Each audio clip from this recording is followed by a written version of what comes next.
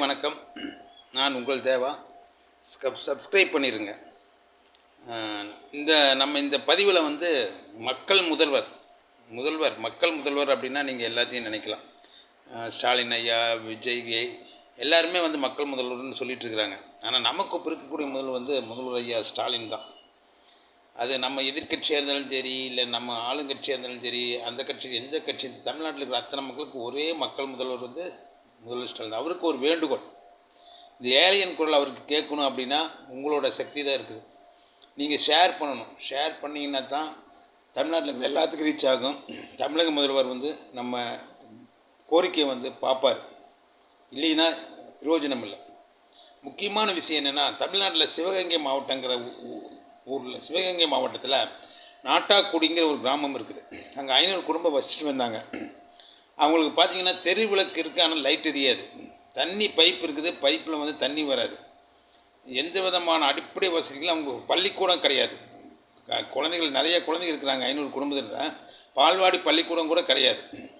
மக்கள் நலத்திட்டங்கள்லாம் கல்வெட்டில் தான் அந்த நாட்டாக்குடி கிராமத்தில் இருக்குது.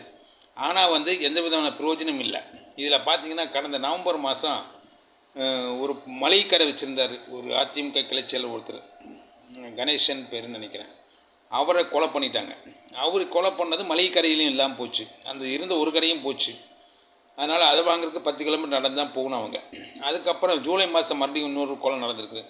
இப்போ அடிப்படை வசதி இல்லை, உயிருக்கு ஒரு உத்தரவாதம் இல்லை. அரசியல்வாதிகள் இந்த கட்சி அந்த கட்சி எல்லா கட்சியும் மக்களும் ஓட்டு கேட்க வரும்போது எல்லாம் 100 நாள் நிறைவேற்றுன்னு சொல்கிறாங்க. ஆனால் எல்லோரும் ஆட்சிக்கு வராங்களாமா? மக்கள் சொல்கிறது, அந்த நாட்டாக்குடி மக்கள் ஆட்சிக்கு வராங்க.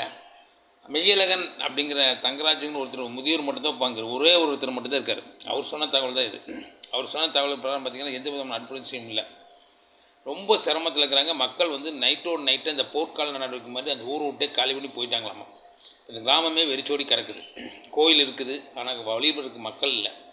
இந்த மாதிரி எந்த விதமான பிரயோஜனம் இல்லாமல் அந்த கிராமமே வெறிச்சோடி கிடக்குது. ஒரே ஒரு நபர் மட்டும் போராடிட்டு அங்கே இருக்கார், ஒரு முதியவர். அவர் பேர் மெய்யழகன், தங்கராஜுங்கிற மெய்யழகன். அவர் கோரிக்கை வச்சுருக்காரு. இதை கேள்விப்பட்ட உடனே மக்கள் முதல்வர் ஆட்சியில் உடனடியாக இந்த தகவல் மாவட்ட ஆட்சியில் இருக்க பொற்குடி அவர்கள் நேரடியாக அந்த கிராமத்தை ஆய்வு செஞ்சிட்ருக்கிறாங்க. ஆய்வு செஞ்சு அதுக்கு என்ன பண்ணலாம், ஏது செய்யலான்னு ஆலோசனை பண்ணுறாங்க. இதுக்கெல்லாம் முதல்வர் ஸ்டாலின் ஐயா அவருங்க டைரெக்டாக இதில் களத்தில் இருந்தாருன்னா உடனடியாக அந்த கிராமம் ஒரு சொர்க்க பூமியாக மாறும். ஐயா முதல்வர் நடவடிக்கை எடுப்பாரா? நீங்கள் எல்லாருக்கும் தமிழ்நாடு ஃபுல்லாக ஷேர் பண்ணுவீங்களா?